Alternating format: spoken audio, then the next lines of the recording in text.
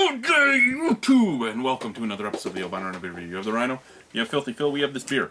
This beer is from the Uncommon Brewers. This is the Siamese Twin Ale. So, I don't know anything about Uncommon Brewers. I don't know if it's a real brewery or if it is a crafty brewery, as in if a big guy is just making a beer. It is 8.5% alcohol, though, which would lead me to believe it's a real brewery, because I don't think there's been crafty breweries with huge alcohol percentages. If anyone can think of a crafty beer that has a big alcohol percentage, tell me. I'm not talking like... I don't think Sam Adams counts, like... Well, Sam Adams technically is a craft brewery. It's still defined as one. I'm not talking like Goose Island Bourbon County Bourbon Stout, because of the fact that the Goose Island beer is still made to craft standards. I'm talking about a craft brewery that isn't actually a craft brewery. Tell me if there is one. Anyway, what do we got here? We got an ale with, sorry guys, this is horrible albino eyes. Ale brewed with lime leaves, lemongrass, and coriander. I thought the Philthy Chef should have some. And it's also certified organic. Oh. The best kind. So is St. Peter's, just so you know. So is Bose. We've gone over this. Certified organic beers seem to either be amazing or horrible. Just... yeah. Siamese Twin Ale. Wow. That's a hair. That's a beautiful ruby red color. It does look great. It looks beautiful. Off-white head. Smell very light. Does it?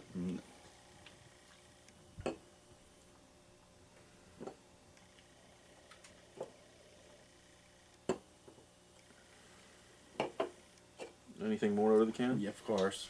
But smaller opening, but still very light. Yeah, I'm not getting much. Tiny touch of lemongrass, but I'm not getting anything from lime leaves, but I don't know what lime leaves really should smell or taste like. Lime. Do they taste like lime? No, I'm sure they do. I thought maybe the chef would know. No. I don't cook with lime leaves. I've cooked with a lime. No. Lemongrass, yes. Lime, no. Coriander, I'm not smelling coriander or cilantro, really.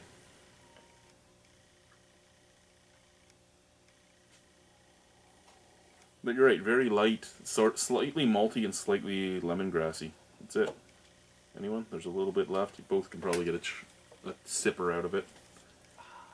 Cheerios. Cheerio. I'm alright. I'm working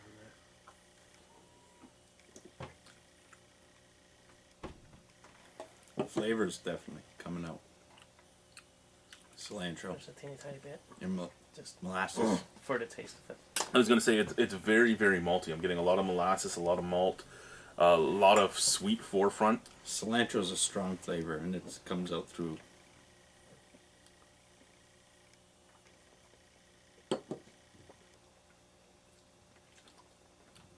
Sweet. I'm not getting the lemongrass, though. And I love lemongrass. I figured I'd be able to pick it out. I got it on the nose. Not getting it in the taste. The Raphael or whatever lime leaves, I'm not getting either. If anything, it's the tart around the size of your tongue. Yeah, I could accept that. Like I said, I actually should get some of those lime leaves and actually cook with it, because there's more and more beers coming out with them in it. And since I have never used it, I probably should figure out what the flavor is and the scent is. There's some lemongrass at work right now. We can, not anymore.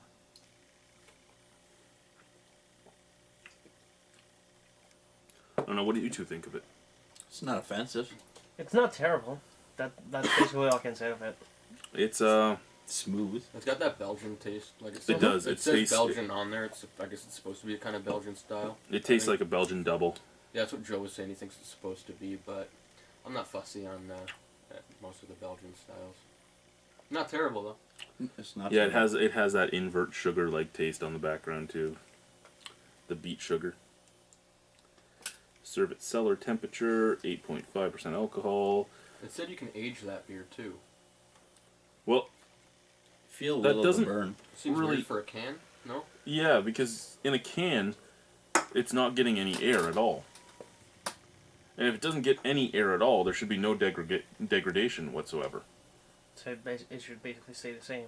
Yeah, it should stay the same. Temperature-wise, though.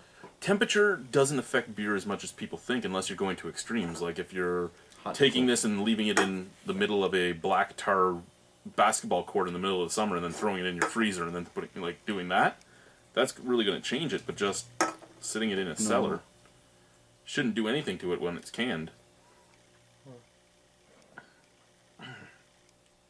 Well, take those for instance. The Nickelbrook headstocks. I got a case of them. We had 24 of them. They were all low fill, so they had a little bit of air touching them still. But they're canned, so that little bit of air isn't doing much damage to them. I mean, those Still a were great flavor. brewed June 30th, and they still taste like they were Depending brewed yesterday. on the level Yeah. of air. So I mean, aging a canned beer is well. I'm just going off on a tangent now. It's always good. It's a nice beer. It tastes. Okay, It's like Mr. having a Chef. tea. It's like Take having a sip tea. and tell me if you get any little buttery notes to it. Mm-hmm.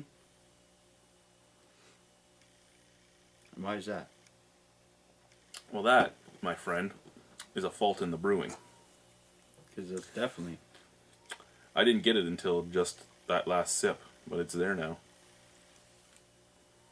Still, a good beer, just not a great beer. Problem is they're $11.25 for a 4-pack. So you're looking at almost $3 a can.